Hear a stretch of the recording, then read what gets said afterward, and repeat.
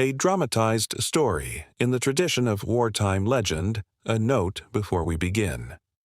No verified historical record places General George S. Patton at the specific scene you are about to hear. What follows is a dramatized composite, built from the documented realities of battle fatigue in the Third Army, Patton's well-recorded and controversial views on the subject, and the kind of encounter that almost certainly happened somewhere along that front to someone, even if history never wrote his name down. Consider it historical fiction grounded in fact, not a transcript of events. Lorraine, northeastern France, the second week of November, 1944. The rain has not stopped in 4 days. It comes down in gray sheets across a landscape of shattered farmhouses and flooded beet fields, and it turns every road the Third Army needs into a channel of thick brown mud. In the village of Fontenoy, barely more than a crossroads and a huddle of stone houses, the Church of St. Martin stands with half its roof open to the sky, a shell hole punched clean through the nave 3 weeks earlier. The village is meant to be secured. The line has moved east. And yet, in the cold dark beneath the belltower, a young American soldier sits with his back against the stone, his rifle across his knees, and does not move. He has been there, by the account passed down through the men of his company for the better part of 2 days. His name, in the versions of this story that survive as regimental folklore rather than official record, is given only as Private First Class Hollis, or sometimes simply the boy from the 5th. He is 19. 3 days earlier, his unit crossed open ground under mortar fire near the Selle River, and of the 11 men in his squad, he is one of 4 who walked away. He does not remember deciding to run. He remembers the church door and the cold of the stone, and nothing after that feels entirely real to him. This is the moment the story turns on. Because the man who is said to have found him, ducking in out of the rain to inspect a village his army has just taken, is General George S. Patton, commander of the Third Army, a man whose name by November 1944 already carries a reputation that precedes him into every room. And what Patton is said to have done next, in this telling, depends entirely on which version of the legend you hear, and that, more than anything, is the reason the story matters. Because this is not really a story about one soldier in one church. It is a story about what an army does with fear, and it is a story about a real and terrible problem that had no clean solution, one that cost the Allied armies tens of thousands of men without a single bullet being fired at them. By the autumn of 1944, the United States Army had a crisis on its hands that it barely had the vocabulary to describe. Between June and December of that year, American medical officers in the European theater recorded well over 100,000 cases of what was then called combat exhaustion, battle fatigue, or, in the blunter language of the trenches a generation earlier, shell shock. Some estimates for the Normandy campaign alone put psychiatric casualties at close to 1 in 4 of all men evacuated from the front, a figure that stunned commanders who had planned their campaigns around bullets, shells, and disease, and had given almost no serious thought to what sustained industrial-scale violence does to the mind of an ordinary man. The existing solutions, such as they were, had failed badly. In the First World War, men suffering what we would now recognize as acute trauma responses had sometimes been executed for cowardice, a policy that haunted military planners for 2 decades afterwards. By 1944, outright execution for battle fatigue was rare in the American Army, but the alternative on offer was not much better understood. Men were evacuated to field hospitals, given rest, and in the more enlightened units treated by psychiatrists attached to forward medical companies, a genuine and often overlooked innovation of the war.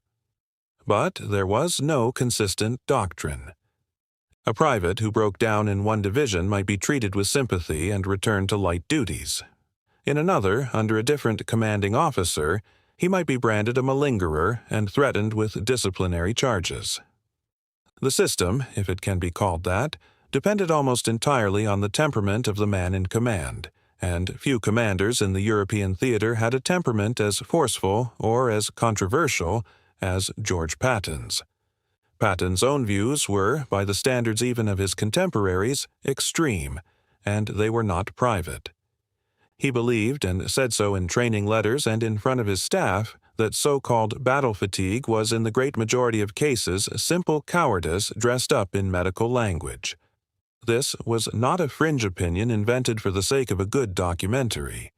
It is a matter of extensive historical record, most infamously demonstrated during the Sicily campaign in August 1943, when Patton slapped two hospitalized soldiers, Private Charles Coole and Private Paul Bennett, accusing them of faking illness to escape combat. The incidents became public, provoked outrage back in the United States, and very nearly ended Patton's career before the Normandy invasion had even begun. Eisenhower forced a private apology. The story still followed Patton across France a year later, and every officer under his command knew it. So when a story like the one at Fontenoy circulates among veterans decades later, it survives not because anyone can prove it happened exactly as told, but because it captures something true about the atmosphere those men lived inside. A soldier who broke was not simply frightened. He was a soldier who might, depending entirely on the mood and philosophy of the man who found him, be treated as a patient or prosecuted as a criminal. And in November 1944, with Patton's Third Army driving hard towards the German border and losing men by the thousand to a war of attrition nobody had expected to last this long, that uncertainty sat over every unit like weather. The mechanics of how battle fatigue actually presented themselves and how forward psychiatry attempted to treat it is worth understanding, because it explains exactly why a church, of all places, becomes the setting for this kind of story so often in wartime folklore. Combat exhaustion rarely announced itself as a dramatic collapse.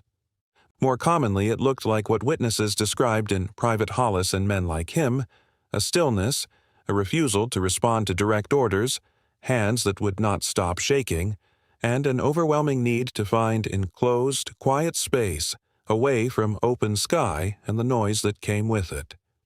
Doctors attached to the newly formed exhaustion centers, set up close behind the front lines from mid-1944 onwards, found that treatment worked best when it was fast, brief, and delivered without the stigma of being shipped far to the rear.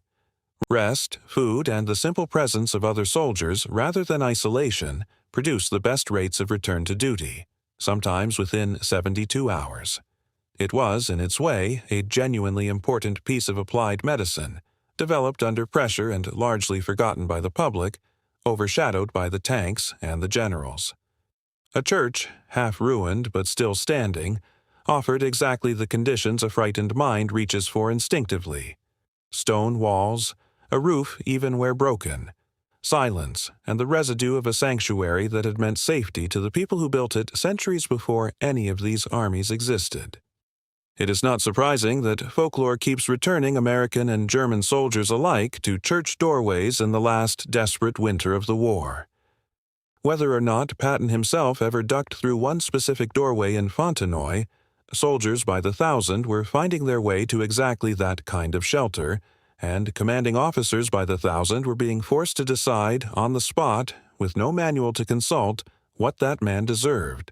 If you are finding this interesting, a quick subscribe helps more than you know. The version of the Fontenoy story that has the longest life among the men who told it afterwards does not have Patton exploding, as the Sicily incidents might lead you to expect. It has him standing in the church doorway for a long moment, saying nothing, before ordering the boy given food, dry clothing, and 24 hours before anyone spoke to him about what had happened at the river. Whether that restraint is real memory or wishful revision, softened by decades and by guilt over the Sicily slappings that damaged Patton's reputation so badly, is impossible now to establish. Other tellings insist Patton never went near the church at all, and that the story attached itself to his name simply because he was the most famous general anyone in that sector had ever seen. And legends gravitate towards famous names the way water finds the lowest ground. What is worth comparing, is how differently the belligerent armies handled this same universal problem. The German Wehrmacht, by contrast, treated psychiatric collapse with far greater severity as the war turned against it. Courts-martial for Wehrkraftzersetzung, undermining of military strength, carried the death penalty, and an estimated 15,000 German soldiers were executed for offenses that included what would today be recognized as psychological breakdown, a rate of judicial execution vastly higher than anything the American or British armies practiced. British forces, drawing on hard lessons from the Somme and Passchendaele, a generation earlier, had by 1944 developed some of the most progressive forward psychiatric treatment of any army in the war, built around the same principle of speed, proximity, and expectation of return to duty that American doctors were only now adopting. In that comparison, for all Patton's harshness as an individual commander, the American system he served, whatever its inconsistencies, sat closer to the British model of treatment than to the German model of punishment, and that gap, more than any single general's temper, decided the fate of tens of thousands of frightened young men across the Western Front. The impact of stories like the one at Fontenoy is difficult to measure in any conventional historical sense because their value was never really factual. What they did, passed soldier to soldier through the last hard winter of the war and for decades after in reunions and regimental histories, was give men a way to talk about fear without using the word. A story about a boy in a church and a famous general who chose mercy, or who chose cruelty, depending on who was telling it, let veterans process something.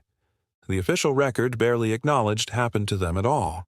The psychiatric lessons learned in France and Germany during 1944, meanwhile, left a very real legacy, shaping the treatment doctrine the American military still uses today, built on the same principles of immediacy, expectancy, and proximity, first proven under fire in exhaustion centers nobody now remembers by name.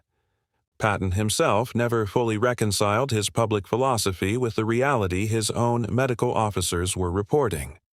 He continued, in letters and speeches, to frame weakness as a moral failing, even as the casualty statistics from his own army told a different story. He died in December 1945 in a car accident in Germany, months after the war he had fought so relentlessly had ended, and the debate over what he actually believed about fear, courage, and the line between them went into the ground with him unresolved. Return for a moment to that church doorway in the rain. A roof with a hole punched through it. A boy who cannot remember deciding to run.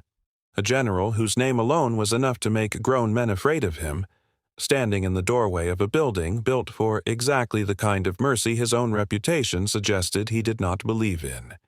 We cannot tell you, with honesty, what happened next, because nobody alive can tell you with certainty either.